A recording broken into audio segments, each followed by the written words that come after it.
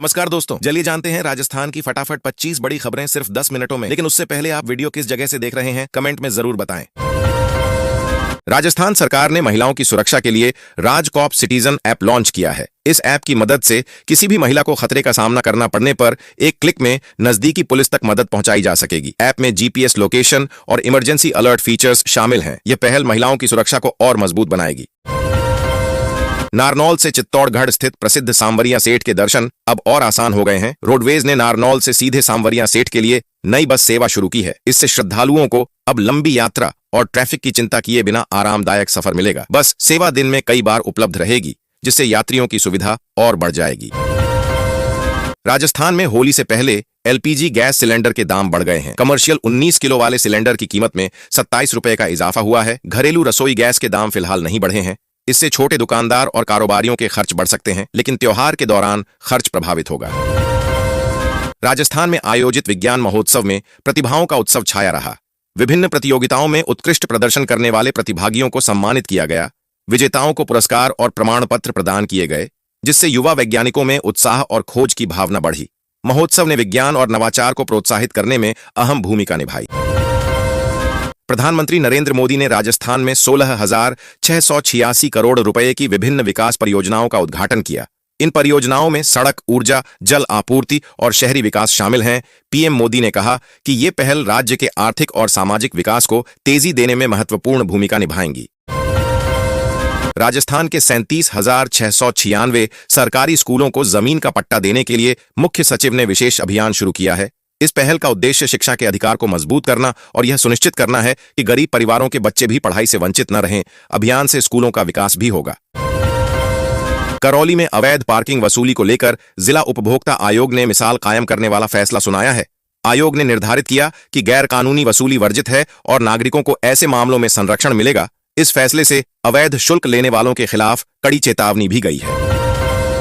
राजस्थान सरकार ने घोषणा की है कि राज्य के 8 जिलों में चना की एमएसपी पर खरीद शुरू होगी। किसानों को तय मूल्य पर फसल बेचने का अवसर मिलेगा, जिससे उनकी आमदनी सुरक्षित होगी और मंडियों में उचित व्यापार सुनिश्चित होगा।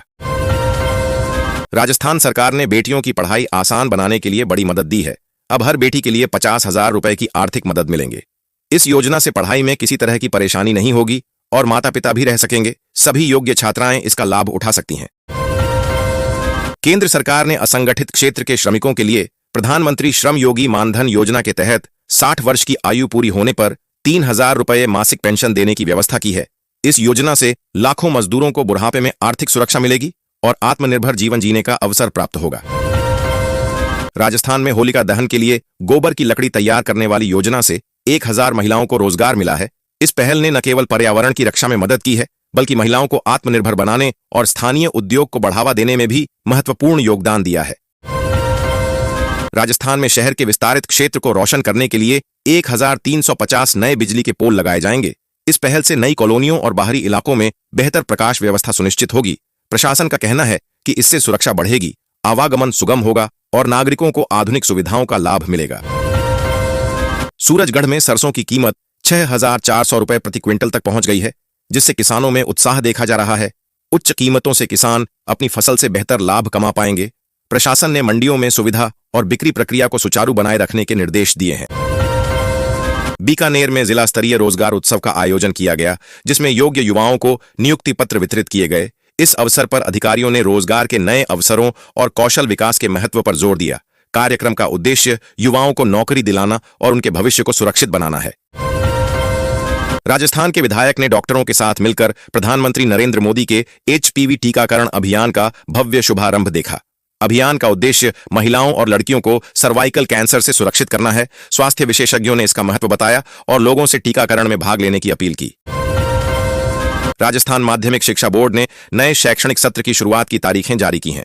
कक्षाएं 1 अप्रैल 2026 से शुरू होंगी और यह 15 मई 2026 तक चलेंगी। बोर्ड का कहना है कि सभी स्कूल समय पर तैयार रहें और विद्यार्थियों के लिए सुरक्षित और व्यवस्थित कक्षा संचालन सुनिश्चित करें।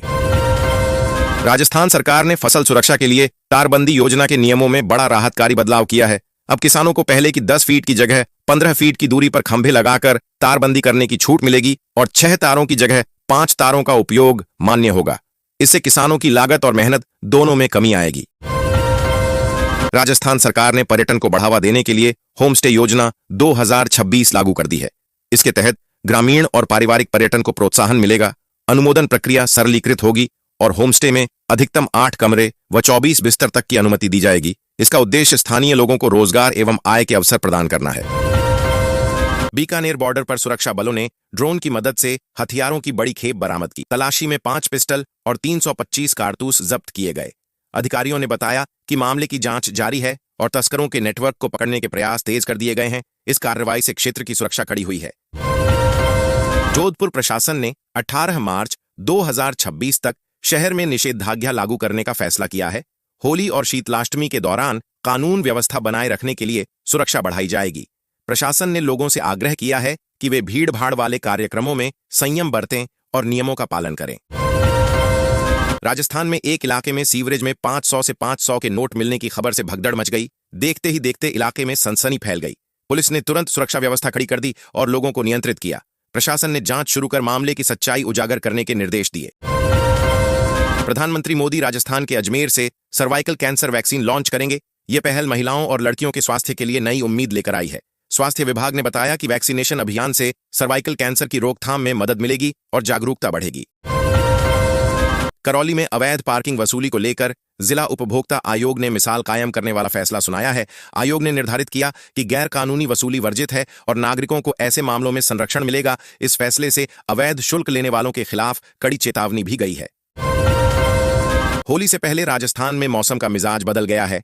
मौसम विभाग ने 7 जिलों में बारिश का अलर्ट जारी किया है। नागरिकों को सुरक्षित रहने, खुले इलाकों में जाने से बचने और यातायात में सतर्क रहने की सलाह दी गई है। प्रशासन ने तैयारी और निगरानी बढ़ा दी है। राजस्थान सरकार की मुख्यमंत्री युवा स्वरोजगार योजना के तहत युवाओं को 10 लाख रुपए तक का ब्याज मुक्त ऋण दिया जा रहा है। इस पहल का उद्देश्य युवाओं को स्वरोजगार के लिए प्रोत्साहित करना और उन्हें आर्थिक रूप से सशक्त बनाना है।